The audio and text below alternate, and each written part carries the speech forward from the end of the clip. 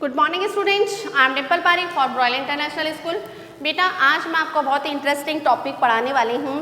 आपने black board पे आपको दिखाई दे रहा होगा कि 5th से लेकर 12th तक, और ये जो टॉपिक है वो एक तरीके से सभी बच्चों के लिए हैं, हिंदी वाले सभी बच्चों के लिए है, 1st से लेकर 12th तक के लिए है, लेकिन 4th वाले बच्चे शायद इन चीज़ों को थोड़ा सा कम समझ पाएंगे। तो मैंने ये जो टॉपिक है वह 5th से लेकर 12th तक के सभी बच्चों के लिए लिखा है मतलब समझा रही हूँ मैं। तो ये ऐसा टॉपिक है जिसके बारे में अगर आपको जानकारी ना हो तो आप शुद्ध हिंदी नहीं लिख पाएंगे। तो शुद्ध हिंदी लिखने के लिए आपको किसका प्रयोग करना पड़ता है? हमें विराम चिन्हों का प्रयोग करना पड़ता है। कौन सा वाक्य कहाँ समाप्त हो रहा है, कौन सा वाक्य दोबारा से कहाँ से स्टार्ट हो रहा है, ये सारी चीज़ें हमें किसके द्वारा पता चलती है? विराम चिन्हों के द्वारा ही पता चलती है। आपको समझ में आ जाता है ना कि कौन सा चिन्ह है ये, और इस चिन्ह के माध्यम से सामने वाला व्यक्ति हमसे क्या पूछना चाह रहा है। तो ये सारी चीज़ें हमें चिन्हों के द्वारा ही पता चलती है। तो विराम चिन्ह कहते किसे हैं? छोटी सी डेफिनेशन है कि विराम अवस्था को प्रकट करने के लिए जिन चिन्हों का प्रयोग किया जाता है वही क्या कहलाते हैं? हमारे विराम चिन्ह कहलाते हैं। अब बेटा कुछ विराम चिन्ह आपको इसमें दे रखे हैं, 12 विराम चिन्ह दे रखे हैं, जिसमें पहला है पूर्ण विराम, दूसरा अर्ध विराम, तीसरा अल्प विराम, प्रश्नवाचक चिन्ह, विस्मयवाचक चिन्ह, योजक या विभाजक चिन्ह, निर्देशक चिन्ह, उद्धरण चिन्ह, विवरण चिन्ह, कोष्टक चिन्ह, हंसपद या त्रुटिपद चिन्ह और लाघव चिन्ह। इसके अलावा और भी चिन्ह होते हैं, लेकिन ये जो है वो आपके इतना ही बहुत आपके लिए। बाकी आगे वाले जब बड़े होंगे तो बड़ी क्लासों में हम देखेंगे। तो इन चिन्हों के बारे में हमारे पास में जानकारी होना आवश्यक है। तो सबसे पहले हम पढ़ते हैं पूर्ण विराम। ओके बेटा, तो पूर्ण विराम कहते किसे हैं? सबसे पहला जो आएगा आपने पूर्ण विराम। पूर्ण विराम किसे कहते हैं? कौन सा चिन्ह होता है बेटा? ये चिन्ह होता है सिर्फ सीधा एक डंडा जो हम खींचते हैं, एक सीधी जो लाइन खींचते हैं, ये होता है हमारे पूर्ण विराम। अब ये जो चिन्ह है, ये चिन्ह कब लगाया जाता है? जब हमारी पूरी बात कंप्लीट हो जाती है।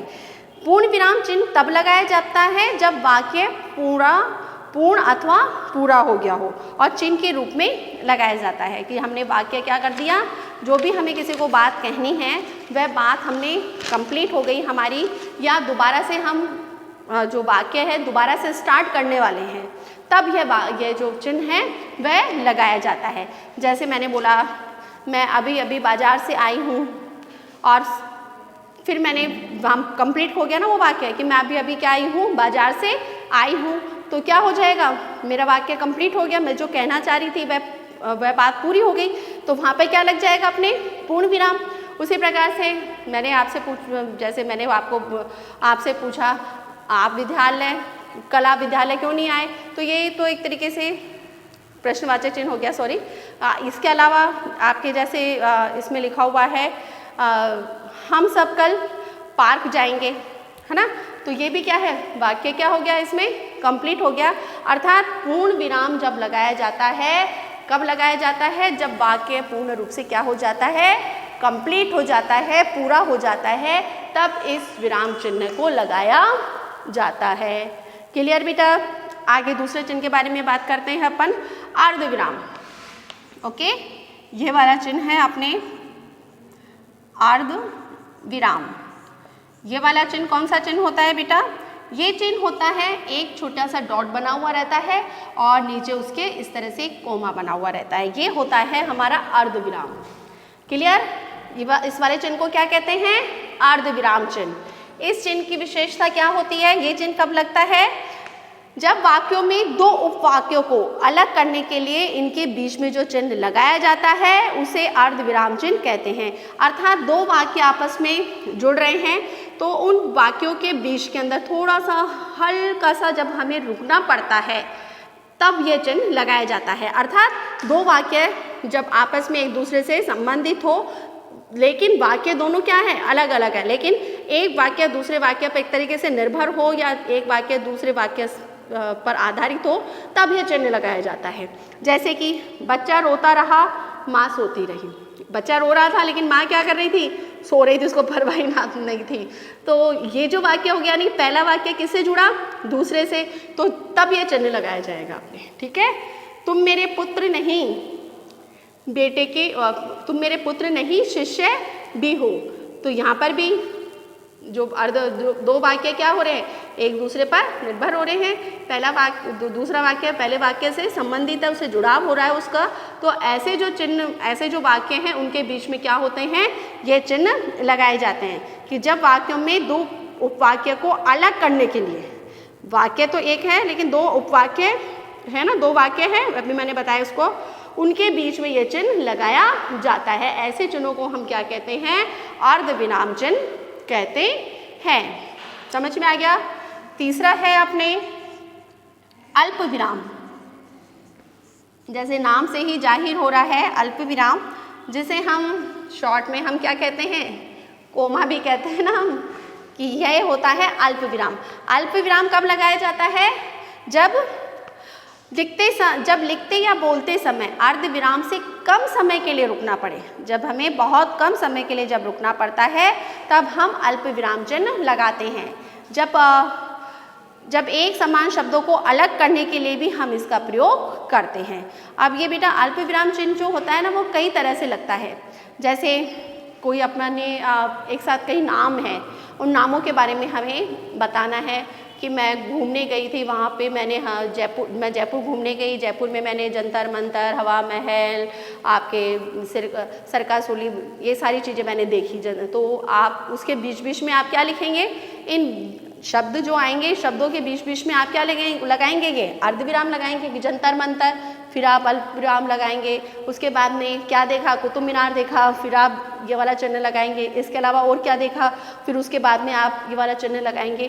तो कहने का अभिप्राय है कि जब बहुत सारी चीज़ें एक साथ हम बोलते हैं या नाम बोलते हैं या और कोई भी चीज़ों को एक साथ स्मरण करते हैं, एक साथ बोलते हैं, तब इस चिन्ह का प्रयोग किया जाता है। इसके अलावा किसी के द्वारा कही हुई बात को हम जो ब्रैकेट वाला, कोष्ठक वाला, जो इन्वर्टेड कॉमा जिसे हम कहते हैं, उसका भी हम प्रयोग करते हैं।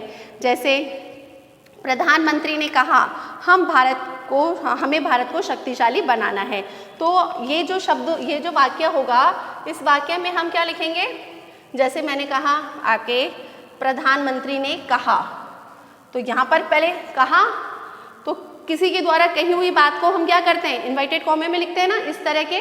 तो यहाँ पे कॉमा लगेगा, फिर वहाँ पे उनके द्वारा जो बात कही गई है वह बात हम कंप्लीट करेंगे, और फिर वह कॉमा, जो इन्वर्टेड कॉमा है, उसको क्या करेंगे, हम कंप्लीट करेंगे, और फिर हम वो वाक्य हमारा क्या हो जाएगा, पूरा हो जाएगा। ये वाक्य पूरा होके यहाँ पे आपने पूर्ण विराम लगाया और ये चीज़ आपने कर दी। तो ये जो आपकी वाक्य है वह क्या हो गया, हमारे कंप्लीट हो गया। इसके बाद में संबोधन करने के लिए भी अपन इस अल्प विराम का प्रयोग करते हैं। किसी को संबोधन करना है, हे भगवान ये क्या हो गया, हे ईश्वर ऐसा कैसे हो गया, अरे तुम अब आए हो। तो जब इन संबोधन करने से संबंधित भी जो है वह अल्प विराम शब्द जो चिन्ह है, इसका प्रयोग किया जाता है।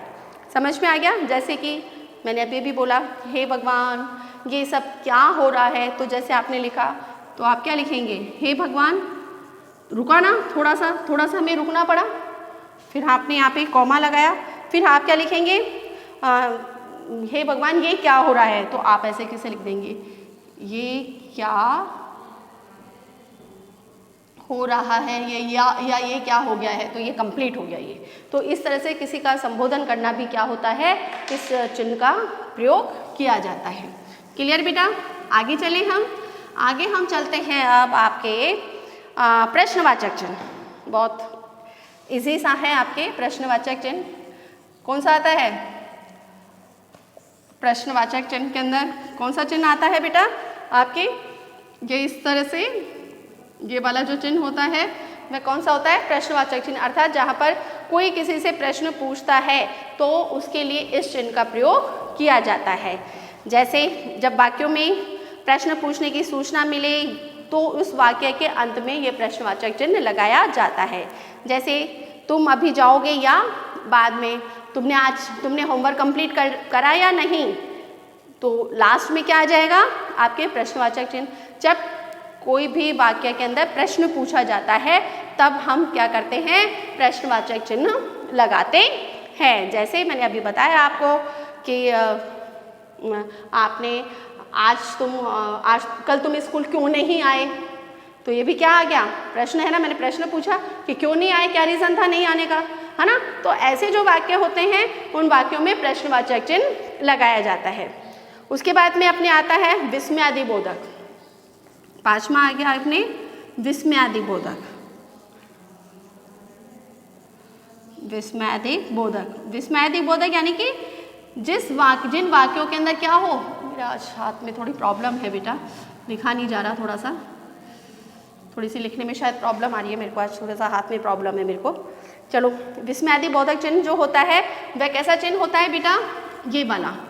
ओके, आप जो पूर्ण विराम होता है ना, पूर्ण विराम है, पूर्ण विराम तो एक सीधा अपन ने एक ही आपने लाइन खींची है और इसके अंदर क्या होता है, एक लाइन खींच के और नीचे आप क्या लगा देते हैं, एक डॉट लगाते हैं। ये क्या है, विस्मयादिबोधक चिन्ह। विस्मयादिबोधक चिन्ह जो होता है वह कब लगाया जाता है, जब वाक्यों में विस्मय भाव, जैसे कोई हर्ष यानी कि खुशी के भाव प्रकट हो, दुख के भाव प्रकट हो, कोई घृणा के भाव प्रकट हो, या कोई आश्चर्य वाली कोई बात हुई हो, तब इन चिन्हों का प्रयोग किया जाता है। जैसे अरे ये कैसे हो गया, तो यानी कि वो चीज़ होने की संभावना नहीं थी और उसके बावजूद वो चीज़ हो गई, तो वहाँ पर कौन सा चिन्ह आ जाएगा, विस्मयादिबोधक। जैसे मैंने बोला अरे ये कैसे हो गया, ये कैसे हो गया, तो क्या आएगा यहाँ पे अरे के बाद में क्या आएगा अपने विस्मयादिबोधक, क्योंकि उसमें क्या हो रहा है, आश्चर्य प्रकट हो रहा है ना।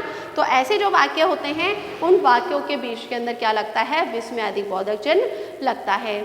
इसके अलावा आश्चर्य से संबंधित हो, शौक से संबंधित हो, कोई दुख प्रकट कर रहा हो, दुख से संबंधित भी हो सकता है कि हे प्रभु मैंने ये इस गरीब पर इतना अत्याचार क्यों, यानी कि दुख जिसमें प्रकट हो। इसके अलावा जैसे इसमें बहुत अच्छा आपके दे रखा है, वाह विराट कोहली ने क्या खेला तो क्या हो रहा है, हर्ष के भाव प्रकट हो रहे हैं, तो इसके अंदर भी क्या लगेगा, हमारे आश्चर्य हो रहा है ना, हमें खुशी हो रही है, आश्चर्य नहीं हो रहा सॉरी, खुशी प्रकट हो रही है। तो ऐसे जो वाक्य होते हैं उन वाक्य के अंदर विस्मयादिबोधक चिन्ह लगाया जाता है। उसके बाद में आता है हमारे आपके योजक चिन्ह। योजक चिन्ह बेटा कौन सा चिन्ह होता है, योजक चिन्ह ये वाला, यानी कि हल्का सा एक डैश सा बना हुआ रहता है, ये हमारा क्या है, योजक चिन्ह है। ये चिन्ह कब लगाया जाता है, योजक का अर्थ होता है, जैसे नाम से प्रकट हो रहा है कि योजक का अर्थ होता है जोड़ना। तो योजक का अर्थ है जोड़ या मेल। वाक्यों में जब समान या विपरीत शब्द एक साथ आते हैं तो इनके बीच में योजक चिन्ह लगाया जाता है। योजक चिन्ह बहुत स्थानों पे लगाया जाता है, जैसे दो शब्दों को आपस में जोड़ना, माता पिता, छोटा बड़ा, ऊपर नीचे, या और भी बहुत जगह इन चिन्हों का प्रयोग किया जाता है। किसी से हम किसी की तुलना करते हैं तब भी यह चिन्ह लगाया जाता है कि तुम्हारा चेहरा फूल सा सुंदर है, तो फूल सा के बीच में आपके ये लगेगा, या तुम्हारा चेहरा चांद सा है, तभी यह चीज़ लगाया जाता है।